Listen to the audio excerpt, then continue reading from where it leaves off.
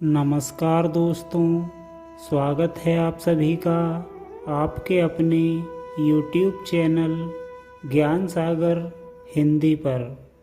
दोस्तों, आज का वीडियो आप सभी के लिए बहुत ही ज़्यादा रहस्यमयी और ज्ञानवर्धक होने वाला है, क्योंकि आज की वीडियो में हम आपको एक ऐसी किताब के बारे में बताने वाले हैं जिसमें मनुष्य जीवन के जन्म से लेकर मृत्यु और उसके बाद होने वाले पुनर्जन्म तक की संपूर्ण जानकारी को बहुत ही विस्तार से बताया गया है।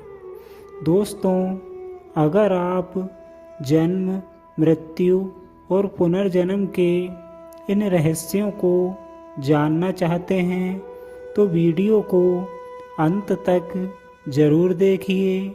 और अगर आप चैनल पर नए आए हैं तो चैनल को सब्सक्राइब कर घंटी वाले बटन को दबा दीजिए, ताकि आने वाले वीडियो का नोटिफिकेशन आपको सीधा मिल सके।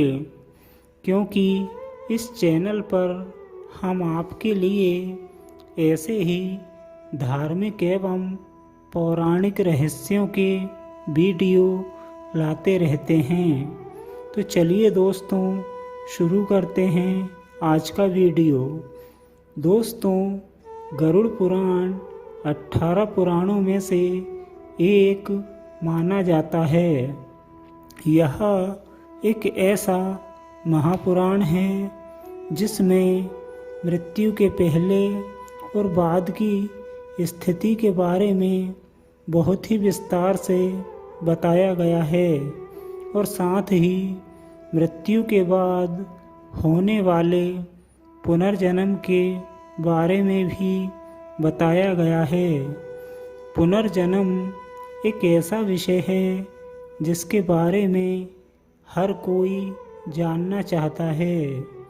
गरुड़ पुराण के अनुसार जब किसी व्यक्ति की मृत्यु होती है या आत्मा शरीर को त्याग कर अपनी यात्रा शुरू करती है, तो आत्मा की इस यात्रा के दौरान उसे 3 मार्ग मिलते हैं। अब उस आत्मा को किस मार्ग पर चलाया जाएगा, ये केवल उसके कर्मों के अनुसार निर्धारित होता है।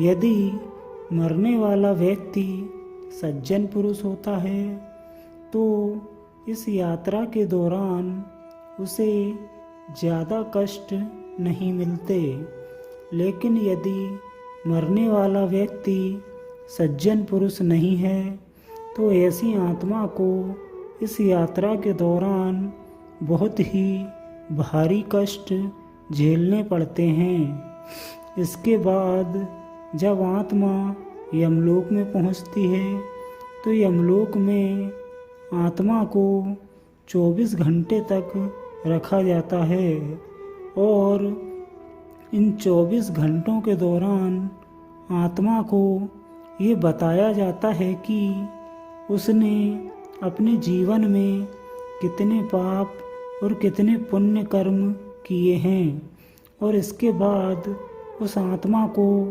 वापस उसी घर में छोड़ दिया जाता है जहां उसने अपने शरीर को त्याग दिया था। अब आत्मा 13 दिन तक इसी घर में निवास करती है, और 13 दिन के बाद वापस यमलोक की यात्रा पर निकल जाती है।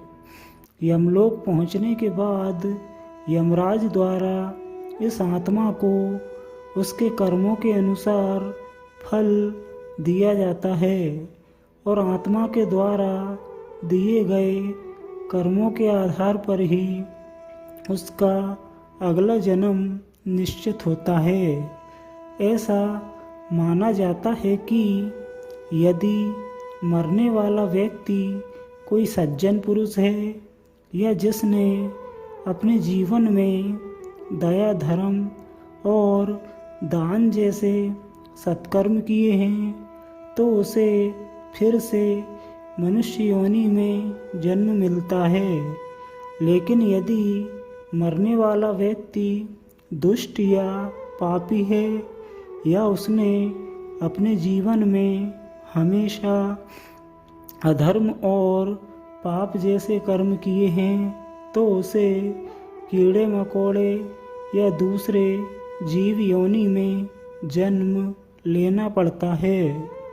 दोस्तों, गरुड़ पुराण के अनुसार संसार के प्रत्येक जीव को उसके कर्म और ज्ञान के आधार पर ही अलग अलग योनियों में जन्म लेना पड़ता है। इसी के आधार पर कुछ जीवों को पुनर्जन्म तो किसी को मोक्ष की प्राप्ति होती है। इस पुराण के अनुसार यदि कोई व्यक्ति शुभ कार्य करता है तो उसे देव योनि में जन्म मिलता है। लेकिन यदि मनुष्य के कर्मों में पाप और पुण्य बराबर बराबर होता है तो उसे फिर से मनुष्य योनि में जन्म लेना पड़ता है। कहा जाता है कि अगर किसी व्यक्ति के पिछले जन्म में अच्छे कर्म होते हैं तो उसे उत्तम योनि, आयु और योग की प्राप्ति होती है।